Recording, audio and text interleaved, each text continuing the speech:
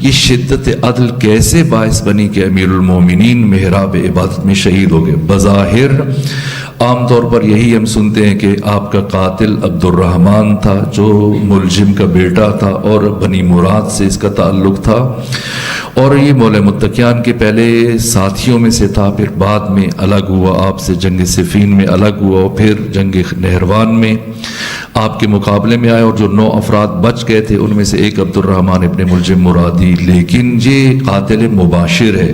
وہ اصلی عوامل کیا ہیں؟ کس طرح سے بالآخر یہ عبد الرحمن ابن ملجم مرادی کے ہاتھ میں یہ تلوار کس نے دی، اس تلوار کو کس نے مؤثر کیا ہے، کس طرح سے نوبت پہنچی ہے، نقطہ آغاز کیا ہے، یہ سمجھنے کے لیے سب سے پہلے خود یہ کہ یہ اعلی کار ہے۔ قتل کا منصوبہ کیسے بنا، اس میں اشعث بن قیس کندی کا کیا کردار ہے؟ جس طرح سے شہادت امام حسن مجتبی میں اشعث بن قیس کندی ملوث ہے، اس نے اپنی بیٹی کو استعمال کیا بعینہ ہی، اور اشعث بن قیس کندی یہ قبیلہ کندہ کا سربراہ تھا، سردار تھا، کس کے کہنے پر اس نے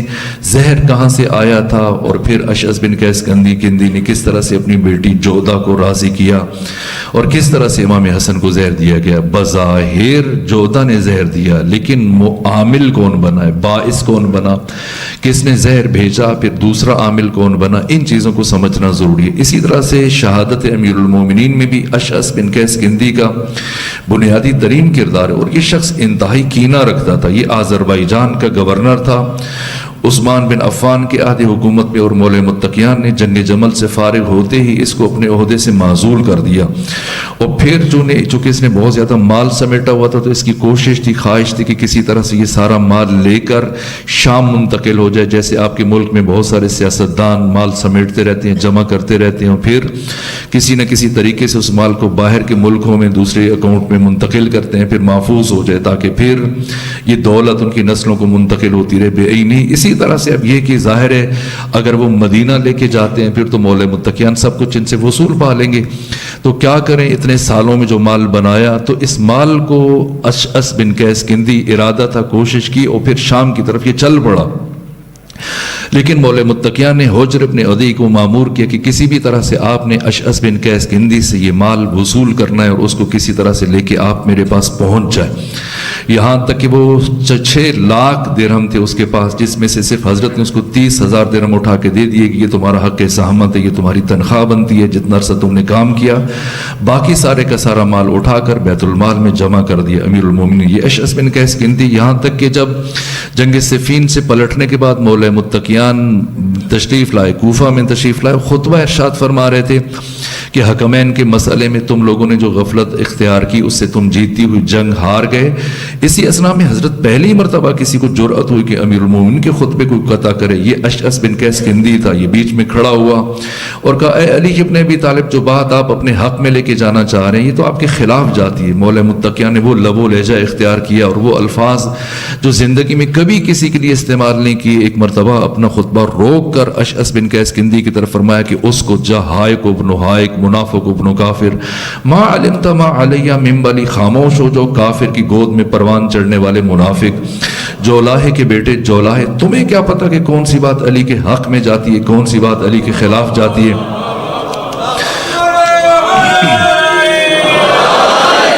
یہ پورا خطبہ نہج البلاغہ میں موجود ہے، حضرت نے اس کی تنبیہ کی۔ یہ بطور خاص کینہ رکھتا تھا، جاہ طلب تھا اور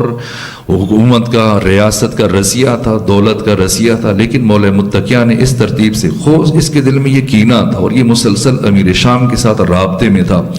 خود امیر شام، یہ ایک بہت بڑا سوال ہے کہ امیر شام تک حکومت پہ کیسے پہنچی ہے، یعنی پیغمبر اکرام اسلام کے 1.5 لاکھ سے زیادہ صحابہ کرام جلیل القدر شخصیات، ان کے پاس حکومت نہیں پہنچی۔ مثلا حضرت عبداللہ ابن مسعود کو دیکھ لیجئے، حضرت عمار ابن یاسر کو دیکھ لیجئے، حضرت مقداد ابن اسود کو دیکھ لیجئے، ہر شخص اپنی جگہ پر معرفت کا آسمان ہے۔ آپ دیکھیں جناب ابو ذر جن سے متعلق ختمی مرتبت نے فرمایا کہ زمین نے کسی کو اپنے پروں کے اوپر اٹھایا نہیں اور آسمان نے کسی کے اوپر سایہ کیا نہیں جو میرے ابو ذر سے زیادہ سچا ہو۔ یہ ابو ذر جن سے متعلق ختمی مرتبت نے یہ ارشاد فرمایا، یہ ربضہ کے صحراؤں میں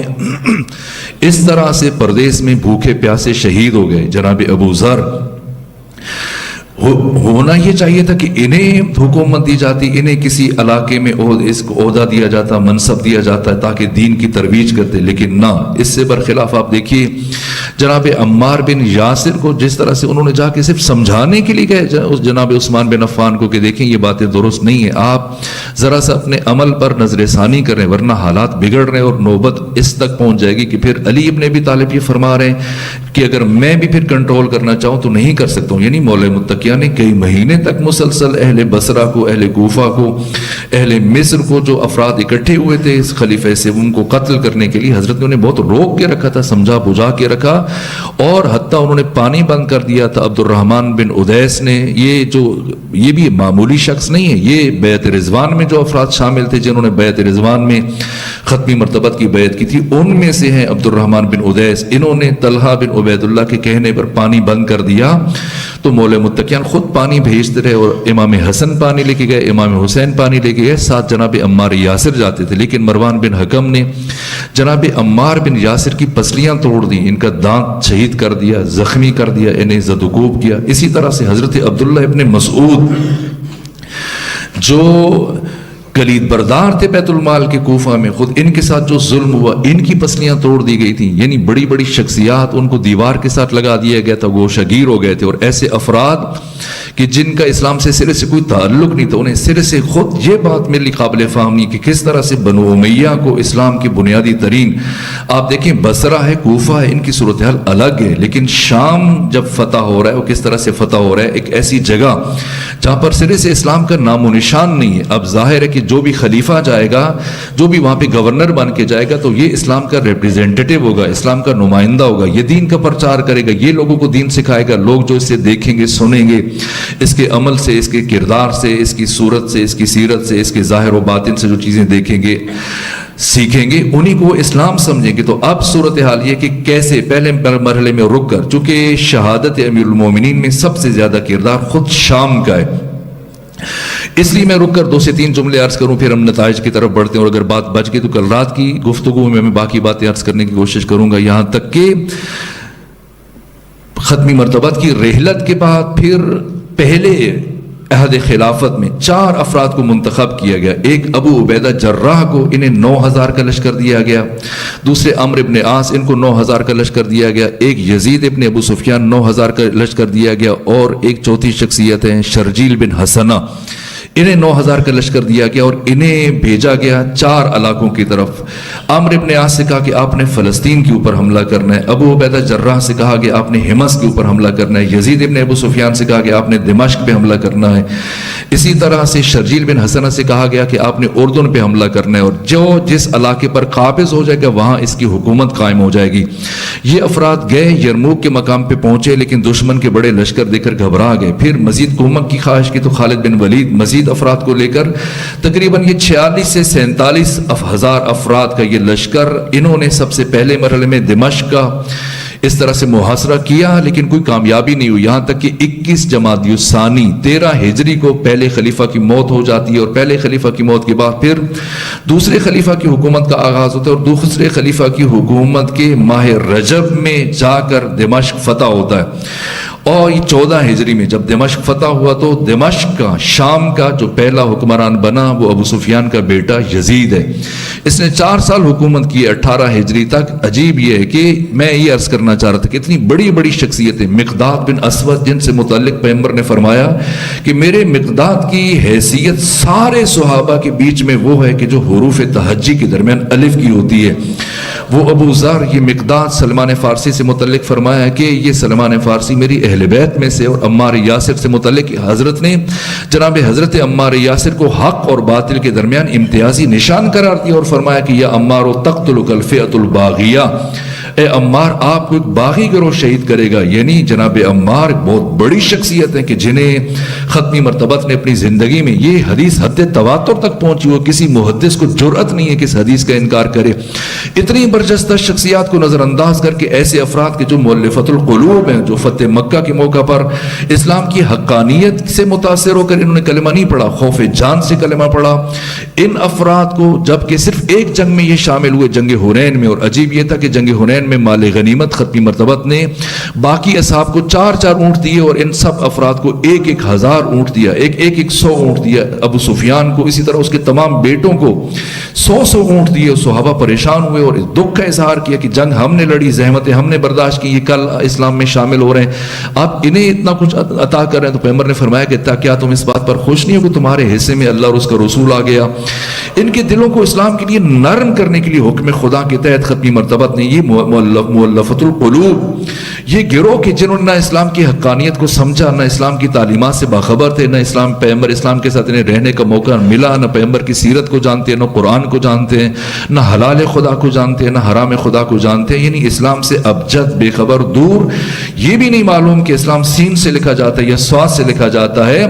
ایسے افراد اٹھا کر انہیں ایک ایسا علاقہ جہاں پر اب اسلام کا تعارف ہونا ہے لیکن اٹھا کر ان کو حکومت دی جا رہی ہے، گویا منزل انہیں ملی جو شریک سفر نہ تھے۔ 18 ہجری میں پھر یزید کی موت ہو گئی، طاعون کے نتیجے میں اس کا چھوٹا بھائی معاویہ ابن ابو سفیان برسر اقتدار آیا، اور پھر 23 ہجری تک یہ برسر اقتدار رہا 10.5 سال۔ اور پھر 23 ہجری میں دوسرے خلیفہ کو جب ابو لولو فیروز نے قتل کر دیا اور یہاں سے عثمان بن عفان کی حکومت کا آغاز ہوا، تو یہاں سے پھر پورا کنسرین، پورا لبنان، حمص، دمشق، فلسطین، مصر، یہ تمام شامات، یہ سارے علاقے، یعنی بہت بڑی اراضی، سارے شہر اٹھا کر باقی تمام گورنروں سے یہ جگہ واپس لے کر امیر شام کے سپرد کر دی، اور پھر 23 ہجری سے لے کر مسلسل 35 ہجری تک امیر شام برسر اقتدار رہا۔ اور مولا متقیان 35 ہجری میں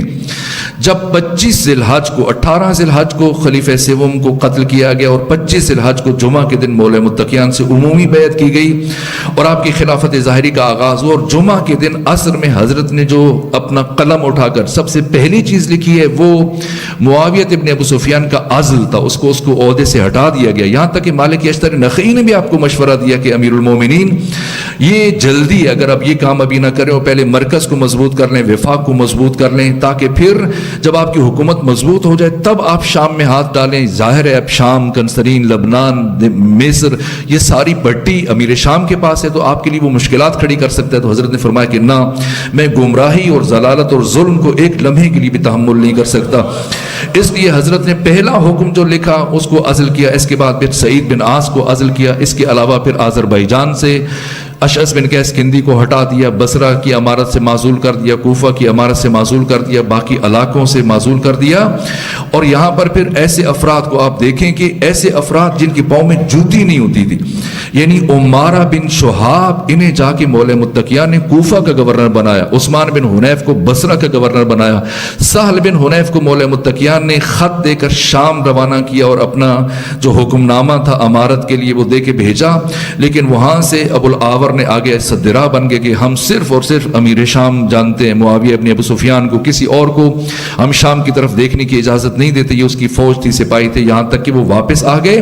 پھر مولا متقیان سے خود جریر بن عبداللہ بجلی نے خواہش کی کہ میں چاہتا ہوں کہ مجھے آپ بھیجیں اور میں چل کے بات کروں، چونکہ میں ماضی میں معاویہ ابن ابو سفیان کے ساتھ میرے ایک تعلق کے خاطر رہا اور میری ایک جانکاری ہے، تو میں چاہ کے میں سمجھتا ہوں کہ میں آپ کی بات پہنچا دوں گا۔ بعض افراد نے منع کیا کہ ان کو نہ بھیجا جائے، لیکن مولا متقیان نے فرمایا کہ نہیں، جریر بن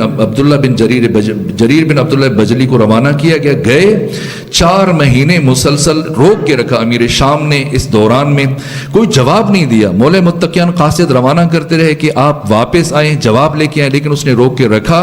اور اس اثناء میں جو کام کیا گیا وہ جناب عثمان بن عفان کا جو کرتا ہے اس کو مدینہ سے، اور جو فرد کرتا لے کے پہنچا نعمان بن بشیر، اس کا تعلق انصار میں سے تھا۔ انصار کے کچھ افراد ہیں جنہوں نے مولا متقیان کی بیعت نہیں کی تھی،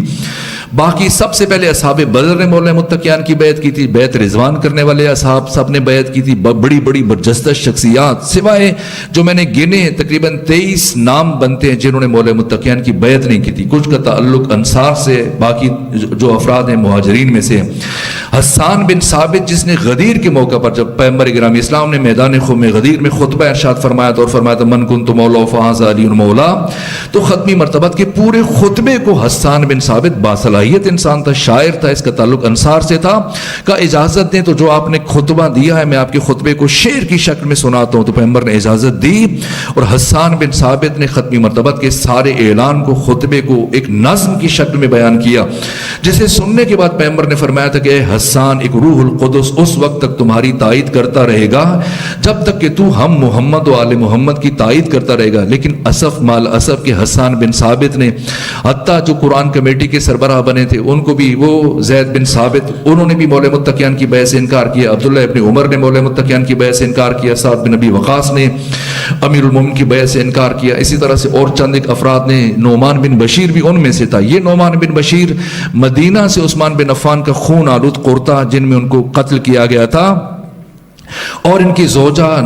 جناب نائلہ کی کٹی ہوئی انگلیاں لے کے پہنچا. اور آپ جاتے ہیں شام زیارات کے لیے، جو جامع اموی ہے، یہاں پر ممبر کے ساتھ اس کرتے کا ایک علم بنا دیا گیا، آویزاں کر دیا گیا، اور اسی کرتے کے ساتھ یہ انگلیاں، جس طرح سے آپ حضرت ابوالفضل عباس کا پنجہ علم کے اوپر لگاتے ہیں، اسی طرح سے انہوں نے ان انگلیوں کو آویزاں کر دیا. اور پھر مدینے، شام کی، حمص کی، کنسرین کی گلیوں میں یہ علم پھرایا جاتا رہا، اور اس طرح سے کہ مظلوم قتل کیا گیا. اس ترتیب سے 4 مہینے میں روک کے رکھا مولى متقیان کے اس قاصد کو، اور پھر لشکر تیار ہوتا رہا. اور پھر اس اسنا میں مولى متقیان نے جب جنگ کا ارادہ کیا اور جنگ کے لیے تشریف لے کے جا رہے تھے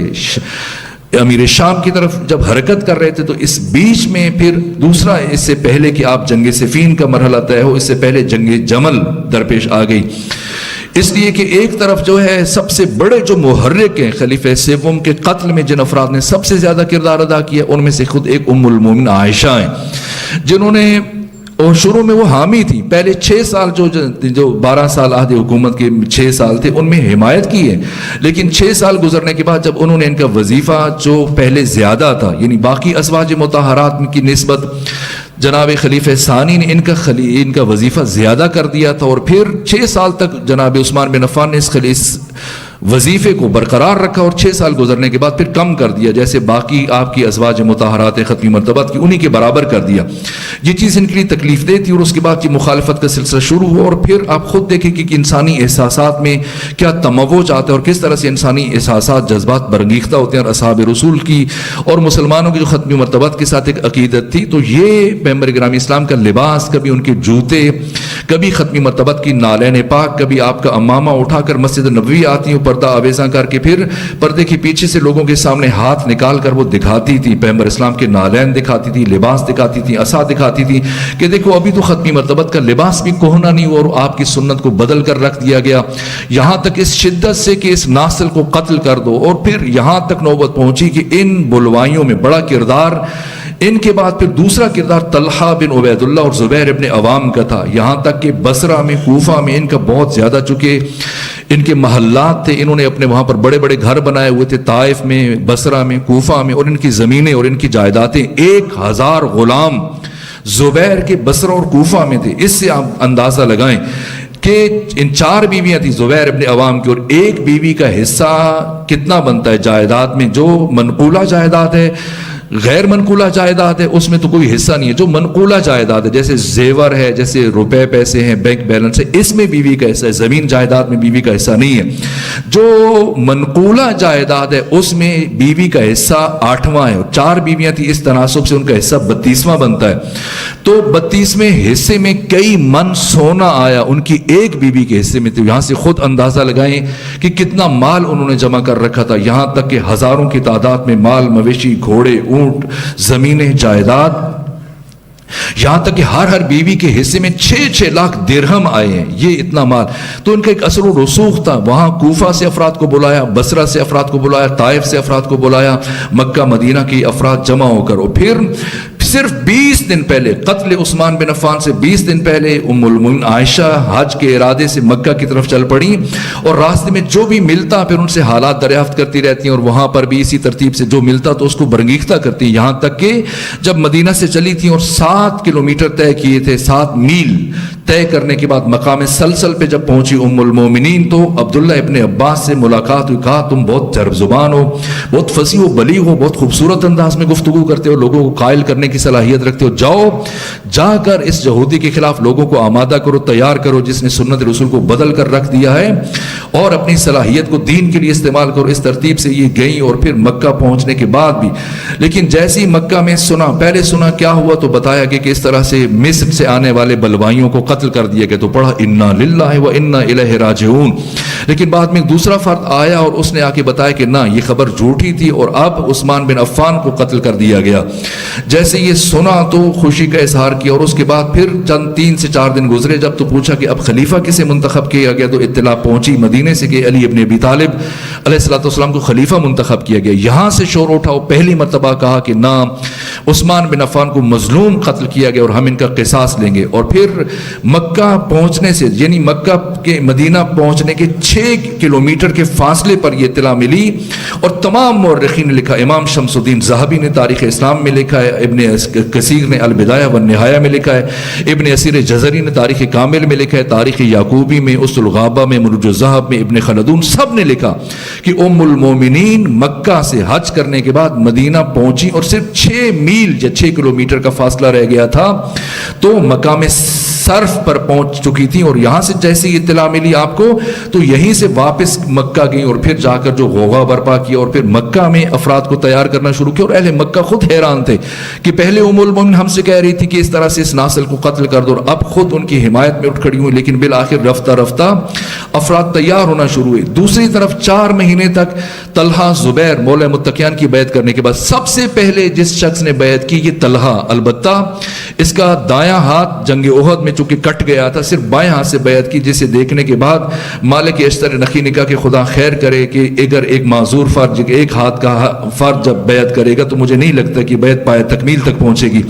اس کے بعد پھر زبیر نے بیعت کی، پھر باقی افراد نے بیعت کی، 4 مہینے تک رکے رہے۔ انہیں یہ توقع تھی، امید تھی کہ حضرت ہمیں بصرہ اور کوفہ کی حکومت دیں گے، اور بصرہ و کوفہ میں ان کا اثر و رسوخ بھی تھا، لیکن مولا متقیان نے بڑے بڑے تمام جو عاملین تھے، گورنر تھے، سب کو عہدوں سے ہٹا دیا۔ اور عمارہ بن شہاب، میں نے عرض کیا، ایسا شخص کہ جس کے پاؤں میں جوتے نہیں تھے، پاپ برہنہ، ایسے شخص کو منتخب کیا حکومت کے لیے، جو معیار قرار دیا امیر المومنین، ان کا علم، ان کا تقوی، ان کا زہد، ان کی بصیرت، ان کی پارسائی، ان چیزوں کو مد نظر رکھ کر مولا متقیان نے ان کو گورنری کے لیے منتخب کیا۔ اس ترتیب سے پہلے انتظار میں رہے، اور پھر جب دیکھا کہ یہاں تو دال گلنے والی نہیں ہے تو کہا کہ اچھا حضرت ہم عمرہ کے لیے جانا چاہتے ہیں۔ حضرت نے فرمایا رکو، نہ جاؤ، میں چاہتا ہوں کہ تم مرکز میں رکو، میرے پاس ٹھہرو۔ یہاں انہوں نے اصرار کیا، حضرت ہم جانا چاہتے ہیں۔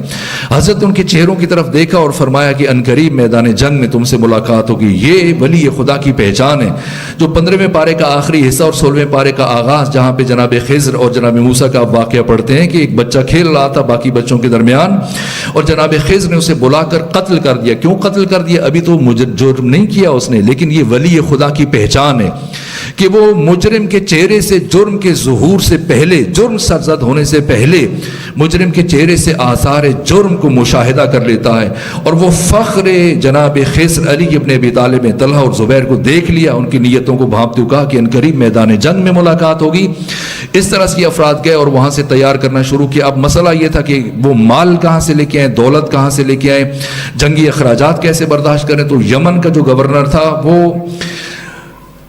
عامر ابن عبداللہ، یہ اس نے وہاں کا جو 6 لاکھ وہاں سے اٹھا کے لایا تھا، اور 600 اونٹ، یہ سارے کے سارے اس ترتیب سے خرچ۔ اب جو بھی جنگ میں شرکت کرنا چاہتا ہے اس کو گھوڑا دیا جا رہا ہے ام المومنین کی طرف سے، اور 30 درہم دیے جا رہے ہیں، اور ساتھ میں اس کو تلوار دی جا رہی ہے۔ تو اب مسئلہ یہ تھا کہ کیا ہم مدینہ کی طرف بڑھیں، تو مدینہ میں تو اہل مصر موجود ہیں، اہل بصرہ پہلے سے موجود ہیں، اہل کوفہ موجود ہیں، خود اہل مدینہ موجود ہیں، اصحاب بدر موجود ہیں، اور بیعت کرنے والے افراد ابھی ان کی بڑی مقدار مدینہ میں موجود ہے۔ اگر ہم مدینہ کی طرف بڑھتے ہیں تو اس کا نتیجہ یقینی شکست ہے۔ تو پھر کیا کیا جائے؟ آیا مکہ کو میدان قرار دیا جائے؟ تو نہ، مکہ میں بھی اتنی ظرفیت نہیں تھی۔ تو پھر یہ طے کیا گیا کہ مولا متقیان کو گھیر کے مارا جائے، یعنی مولا متقیان مدینہ میں ہے، ایک طرف شام ہے، اور شام جب کس نے کہا کہ شام چلے جاتے ہیں، وہاں پر امیر شام کے ساتھ مل کے حملہ کریں، تو سعید بن عاص نے کہا کہ امیر شام کو تم جیسوں کی ہرگز کوئی ضرورت نہیں ہے، وہ علی کا مقابلہ کرنے کے لیے خود کافی ہے۔ تو یہ طے ہوا کہ جس طرح سے چکی کے 2 پارٹ میں ایک چیز کو رکھ کے دبا دیا جاتا ہے، اسی طرح سے مدینہ ایک طرف، مدینے کے شام شام ہے اور دوسری طرف مدینے کے بصرہ ہے، عراق ہے، تو مولا متقیان کو دونوں طرف سے حملہ کیا جائے، یعنی شام سے امیر شام حملہ کرے مولا متقیان پر، اور ادھر عراق سے ہم مل کر حملہ کریں، تو اس طرح سے مولا متقیان کی حکومت کو ہم بالکل ختم کرنے میں کامیاب ہو جائیں گے۔ لیکن کچھ افراد کی انہوں نے کہا تھا کہ تم نے تو قتل عثمان کی بات کی تھی، حتیٰ مغیرہ بن شعبہ یہ افراد ان سے الگ ہو گئے، کہا کہ تم نے قتل عثمان کی بات کی تھی اور اب خود حکومت کے حصول کے لیے جا رہے ہو، یہاں تک کہ بالآخر یہ مکہ سے بصرہ پہنچے، اور بصرہ پہنچنے کے بعد پھر یہاں پر مولا متقیان نے یہاں سے سفر شروع کیا مدینہ سے بصرہ کی طرف۔ یہ پہلی جنگ ہے مولا متقیان کی عہد خلافت کی، جنگ جمل، جس میں مولا کے سپاہیوں کی تعداد 20,000 ہے اور ام المومنین کے لشکر کے سپاہیوں کی تعداد 30,000۔ یہاں پر لیکن ام المومنین کے لشکر میں سے چند ہزار افراد بچے، باقی سارے کے سارے تہتے وہ بری ترین شکست ہوئی۔ اور یہاں مولا متقیان جنگ جمل سے نمٹنے کے بعد پھر جنگ صفین کی طرف متوجہ ہوئے۔ اس کی بہت زیادہ طول و تفصیل اور جزیات ہیں، میں نتائج میں ان باتوں کا بہت زیادہ اثر ہے، ورنہ میں آپ کو زحمت سماعت نہ دیتا، اور روزے کی حالت میں خود بھی میرے لیے مشکل ہے اور آپ کو بھی تھکانا مقصد نہیں ہے۔ لیکن یہ سارے حالات کے جنگ صفین اب آپ کی خدمت میں عرض کروں۔ ختمی مرتبت کے عہد حکومت میں، ختمی مرتبت کے عہد نبوت میں مدینے میں 9 سالوں میں 83 جنگیں لڑی گئی ہیں۔ آپ شروع کریں بدر سے اور حنین تک آ جائیں، 83 جنگیں، جن میں سے 27 غزوات ہیں، غزوہ باقی سریے ہیں، سریے وہ جنگیں جن میں پیغمبر نے شرکت نہیں کی، اور غزوات وہ جنگیں جن میں پیغمبر گرامی اسلام نے خود بنفس نفیس شرکت فرمائی۔ یہ 27 غزوات ملا کر کل 83 جنگیں، آپ جا کر تمام تاریخوں کو کھنگالیں، میں نے اس تعداد کو گنا ہے، شمار کیا۔ ان 83 جنگوں میں مقتولین کی تعداد دونوں طرف سے، یعنی کفار مشرکین اور مسلمانوں کی طرف سے ملا کر جو قتل ہوئے ان کی تعداد 1000 سے کم ہے۔ عجیب بات کر رہا ہوں، 1000 سے کم ہے۔ اور آپ دیکھیں کہ مولا متقیان کے عہد حکومت میں جو 3 جنگیں لڑی گئی ہیں، جمل، صفین، نہروان، ان کی تعداد 1.5 لاکھ سے زیادہ ہے۔ 1.5 لاکھ افراد قتل ہوئے، یعنی ان افراد کی حکومت خواہی اور طمع دنیا اور حرص دنیا کے نتیجے میں۔ جنگ صفین میں مولا متقیان جب گئے 5 شوال کو پہنچے، چلے، پھر پہلے مرحلے میں مقام ذیقار سے ہوتے ہوئے باقی مراحل رکہ کے مقام پر پہنچ کر یہاں سے قریب مقام صفین پر یہ جنگ ہوئی۔ پھر بیچ میں محرم کا مہینہ آ گیا، اور پھر محرم کا مہینہ بھی گزر جانے کے بعد یکم صفر کو باقاعدہ جنگ ہوئی، اور اس جنگ میں مولا متقیان کی طرف سے دشمن کو بدترین شکست ہوئی۔ اور وہ مرحلہ جب پہنچا کہ جب امیر شام کے خیمے کی رسی کٹنے لگی تھی، یعنی وہ دن، پہلے مرحلے میں خود عمرو ابن عاص آیا کہ میں مقابلے میں جاؤں گا، اور جب وہ آگے بڑھا تو مولا متقیان خود حملہ کیا۔ جناب عمار ابن یاسر کی شہادت کے بعد مولا متقیان نے مسلسل تقریباً 36 گھنٹے جنگ کی ہے۔ اتنی جنگ کی ہے، اتنے افراد قتل ہوئے، یہاں تک کہ مولا متقیان اور باقی سپاہی ان کے پاؤں خون میں ڈوب رہے تھے، یعنی لاشوں کے انبار لگ گئے تھے، لاش کشتوں کے پشتے لگ گئے تھے، اور اس طرح سے خون بہہ رہا تھا زمین پر۔ اور حضرت حملہ کرتے ہوئے اس طرح آتش غضب میں آگے بڑھتے چلے جا رہے تھے، ادھر سے مالک اشتر نخعی، ادھر سے امیر المومنین، یہاں تک کہ عمرو ابن عاص وہ بھی خود اپنے لشکر کی قیادت کرتے ہوئے آیا، اور مولا متقیان کی تلوار کی زد میں جب آیا تو اس نے اپنا لباس اتار دیا، خود کو ننگا کیا مولا متقیان سے بچنے کے لیے، جس کے بعد امیر شام نے، اور یہ ننگا دوڑتے دوڑتے عریان شکل میں جب پہنچا امیر شام کے خیمے میں، تو کہا کہ کہاں سے آ رہے ہو؟ کہا اپنی حکومت کو بچاؤ، اگر بچا سکتے ہو، جن کو قرآن موجود ہے تو جلدی سے قرآن اکٹھے کرو۔ کہ کیا ہوا ہے، یہ کہاں سے آ رہے ہو؟ کہا کہ یہ واقعہ پیش آیا، تو کہا کہ مبارک ہے کہ تمہاری شرمگاہ نے تمہیں علی کی تلوار سے بچا لیا۔ لیکن اگلے چند لمحے گزرنے کے بعد حضرت اس صورت سے بڑھتے رہتے، اور فوجیں اس طرح سے سر اڑ رہے تھے فضا میں، حضرت رک نہیں رہے تھے اور چل رہے تھے، صرف نماز کے لیے توقف کرتے تھے، پھر آگے بڑھتے بڑھتے یہاں تک کہ امیر شام کے خیمے کی رسی کٹ چکی تھی اور وہ بھاگ کر پچھلے خیموں میں پناہ لے رہا تھا۔ ایسے مرحلے میں قرآن نیزوں پر بلند کیے گئے، اور جب قرآن نیزوں پر بلند کیے گئے کہ اب ہم قرآن مجید کو حکم قرار دیتے ہیں کہ وہ آپ کے اور ہمارے درمیان میں فیصلہ کرے گا۔ یہ وہ نازک ترین مرحلہ تھا کہ مولا متقیان کی فوج کے زیادہ سپاہی آپ کے خلاف ہو گئے، یہاں تک کہ مولا متقیان نے فرمایا کہ نابغہ کے بیٹے کی چال ہے، قرآن ناطق تمہارے درمیان موجود ہے، تم پرواہ نہ کرو، یہ تختیوں پر لکھے ہوئے الفاظ ہیں، حقیقت قرآن، روح قرآن تمہارے سامنے تمہارے درمیان موجود ہے۔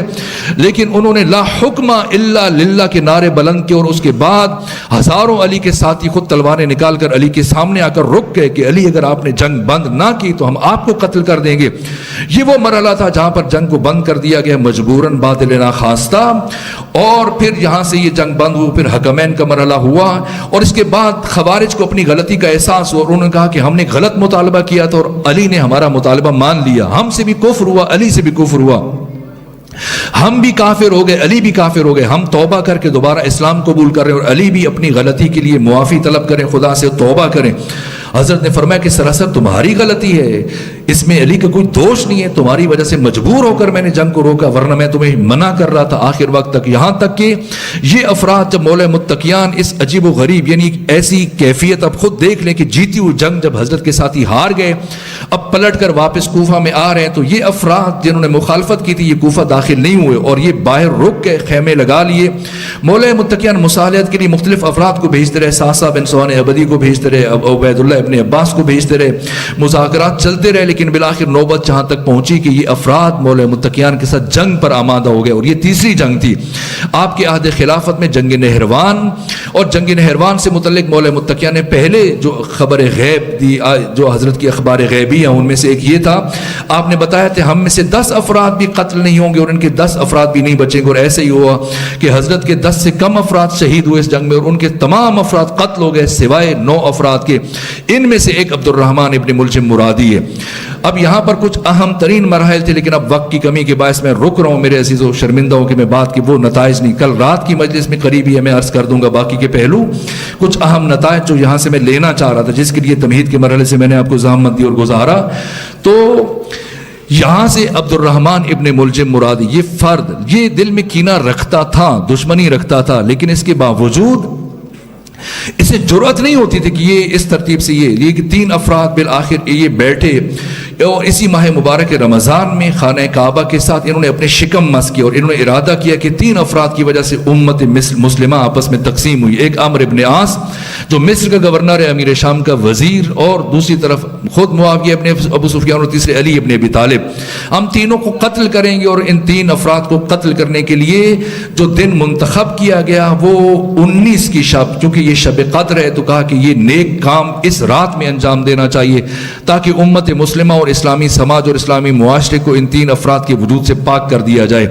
عمرو ابن عاص کو جو فرد قتل کرنے کے لیے گیا تھا، اس روز عمرو ابن عاص کی جگہ ایک دوسرا فرد تھا جس نے نماز پڑھائی۔ یہ خود قابل غور بات ہے کہ ہر روز عمرو ابن عاص فجر کی نماز پڑھاتا تھا، لیکن اس روز عمرو ابن عاص نے فجر کی نماز نہیں پڑھی، اپنی جگہ کسی اور کو بھیجا۔ دوسرے مرحلے میں جو فرد امیر شام کو قتل کرنے کے لیے گیا تھا، وہ امیر شام کو قتل کرنے میں کامیاب نہیں ہوا، ایک معمولی سا زخم لگا اور بعد میں اس فرد کو قتل کر دیا گیا، اور شام میں یہ کہا گیا کہ اسے علی ابن ابی طالب نے بھیجا تھا۔ لیکن عبد الرحمن ابن ملجم مرادی، اس کو جرأت نہیں پڑ رہی تھی، کئی دن مسلسل کئی دنوں سے یہ موجود رہا، یہاں تک کہ 10 رمضان المبارک کو مولا متقیان کی اس سے ملاقات ہوئی، 13 رمضان المبارک کو اس سے مولا متقیان کی ملاقات ہوئی، اور ان ملاقاتوں میں جو گفتگو ہوئی، حضرت نے جو باتیں کی وہ پھر میں کسی موقع پہ عرض کروں گا، یہاں تک کہ پھر 19 کی شب آئی اور 19 کی سحر آئی۔ بس میرے عزیزو میں رک رہا ہوں، بادل ناخواستہ مجبور ہوں، مولا متقیان آئے، میں کل کی حد تک یہاں پہ پہنچا تھا کہ آپ کے صحابی حذیفہ یمانی 40 شمشیر زنوں کے ساتھ اپنے قبیلے سے آ کر مسلسل مولا متقیان کے گھر رکا کرتے تھے،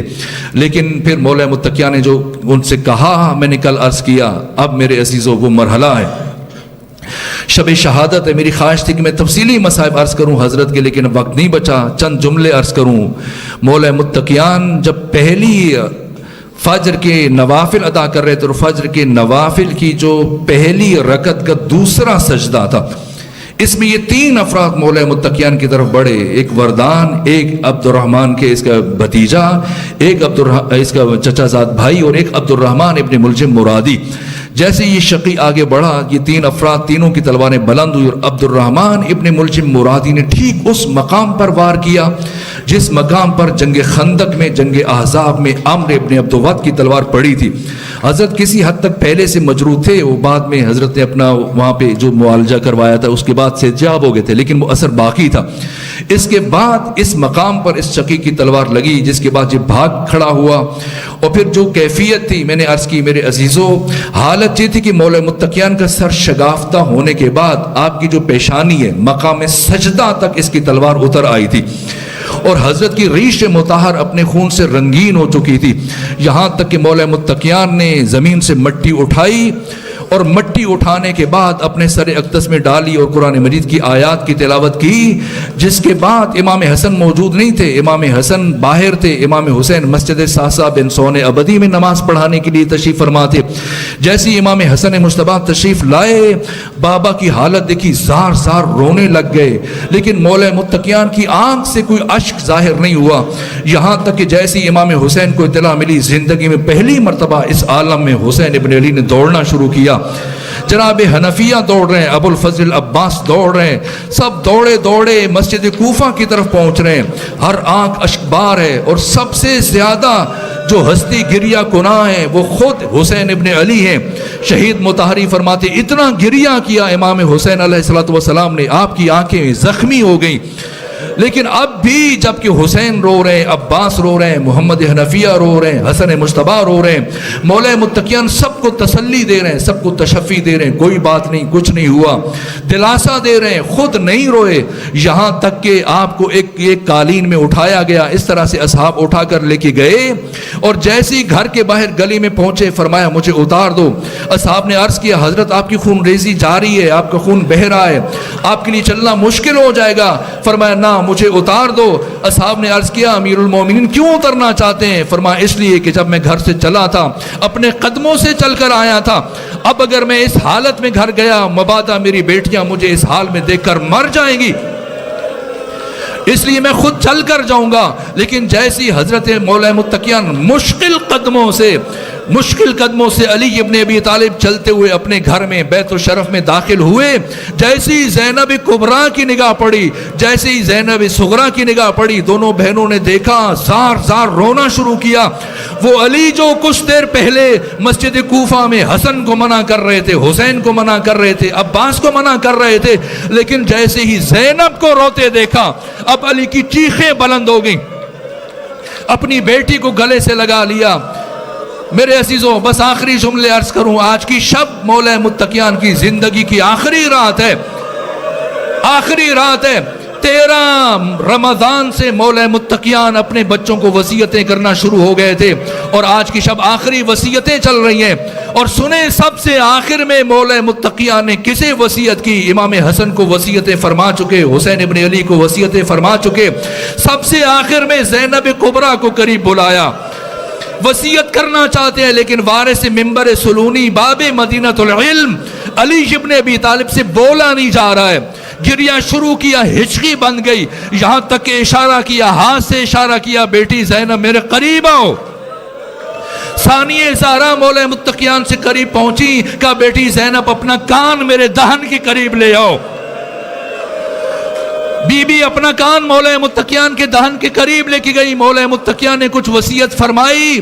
پھر آپ کی شہادت ہوئی، اور آپ کی شہادت کے بعد پھر 20 سال گزر گئے، 40 ہجری میں آپ کی شہادت ہوئی، اور 60 ہجری میں 20 سال گزر گئے، یہاں تک کہ کربلا آئی، کربلا کے بعد کوفہ، کوفہ کے بعد شام، شام کے بازاروں سے بی بی گزرتے ہوئے جب وہ مرحلہ آیا کہ ثانیہ زہرا یزید ابن معاویہ ابن ابو سفیان ابن حرب ابن امیہ کے دربار کے باہر پہنچی، جیسے یزید کے دربار کے باہر پہنچی ہے مسجد جامع دمشق کے باہر، ایک مرتبہ ثانیہ زہرا جو بازاروں میں برستے ہوئے پتھروں کی بارش میں بی بی چلتی رہی، کوہنیوں کے بل چلی لیکن نہ رکی۔ پہلا مرحلہ جہاں علی کی شیر دل بیٹی آ کر زمین پر بیٹھ گئی، سید سجاد علی زین العابدین آگے بڑھے اور آگے بڑھ کے پوچھا پھوپھی اماں گھبرا گئی ہیں؟ پھوپھی اماں پریشان ہے؟ کہ نہیں سید سجاد میں گھبرائی نہیں، پریشان نہیں۔ کہ پھوپھی اماں پھر کیوں بیٹھی ہیں؟ کہ سید سجاد سنو، جب 40 ہجری میں میرے بابا علی کے سر پر ضرب لگی تھی تو وقت آخر میرے بابا علی نے مجھے پاس بلا کر میرے کان میں وصیت کی تھی، جس کے بعد میرے بابا کی شہادت ہو گئی۔ پھر 20 سال بنو ہاشم کی خواتین مجھ سے پوچھتی رہی اے بی بی زینب بتائیں وقت آخر آپ کے بابا علی نے آپ سے کیا کہا تھا، لیکن میں نے کبھی کسی کو نہیں بتایا۔ اے سید سجاد آج زندگی میں پہلی مرتبہ